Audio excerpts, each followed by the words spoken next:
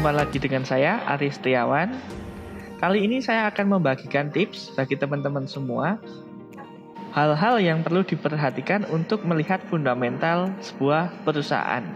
Apa saja sih hal-hal yang perlu diperhatikan ketika kita membeli saham atau memilih saham ya? Pertama, kita harus tahu dulu untuk perusahaan tersebut apakah sudah berdiri lama atau belum.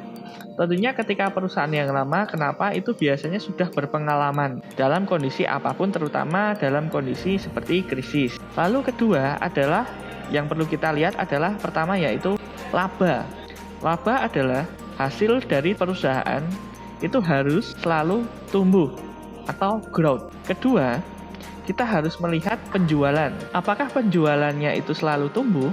Ketika penjualannya itu tumbuh, artinya omset dari perusahaan itu semakin naik. Bisa jadi perusahaan itu produknya semakin diminati masyarakat, seperti itu.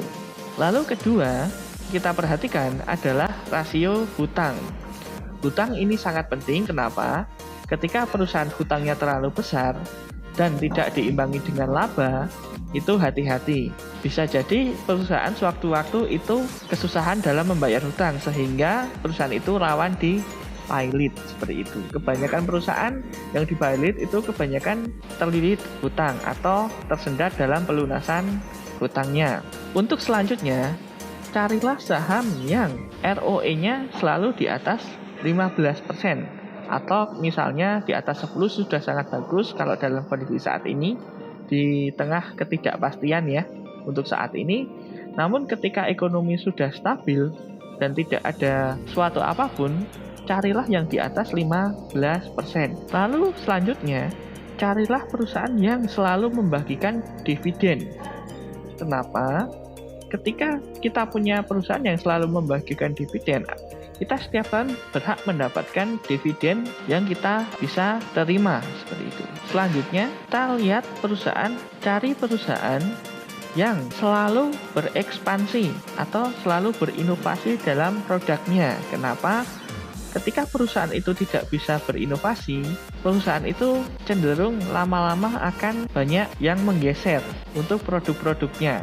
Karena sebagai pembeli biasanya itu memilih produk yang produknya semakin menarik dan memang semakin bagus, seperti itu.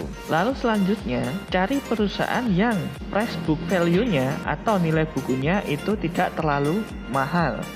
Karena kenapa? Ketika sudah mahal, kita membeli saham yang cukup di harga premium, seperti itu ya. Misal kita punya perusahaan yang book value-nya sekitar 4 kali harga sahamnya, itu kita lihat dulu. Kalau misalnya perusahaan itu ROE-nya dan labanya semakin bertumbuh, itu normal-normal saja, itu tidak masalah. Karena banyak orang yang cenderung berminat untuk mempunyai sahamnya, sehingga sahamnya juga ikut naik dan menjadi mahal, seperti itu. Lalu apa yang harus kita lakukan ketika seperti ini? Ketika saham sudah terlalu mahal, kita sabar dulu untuk menunggu ya. Kita masuk ketika harga saham sudah mulai ada diskon, seperti itu. Lalu selanjutnya, cari perusahaan yang menjadi market leader dalam industrinya. Misal dalam industri otomotif, perbankan, lalu industri obat-obatan, silahkan cari yang menjadi market leader, seperti itu. Kenapa? Kalau sudah menjadi market leader, cenderung produknya itu menjadi produk yang sangat diminati oleh masyarakat. Tentunya dalam segi penjualan pun juga sangat bagus, seperti itu ya. Lalu ketika kita sudah mempunyai perusahaan yang bagus, apa yang harus kita lakukan? Silahkan pantau atau ikuti perkembangan dari laporan keuangan dari periode ke periode, dari kuartal-kuartal, dari tahun ke tahun. Pastikan perusahaan Anda atau teman-teman semua itu selalu tumbuh labanya dan mempunyai keuangan yang sehat. Dari segi penjualan naik, dari produk semakin diminati masyarakat.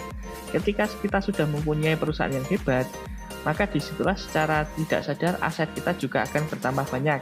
Kenapa? Karena dari dividen itu semakin banyak, semakin tumbuh, dan dari nilai sahamnya juga akan semakin tumbuh. Sekian video dari saya, semoga bermanfaat. Silahkan like, komen, dan share ke teman-teman yang sekiranya bisa memberikan manfaat kepada rekan-rekan yang tertarik atau misalnya mau belajar fundamental ya.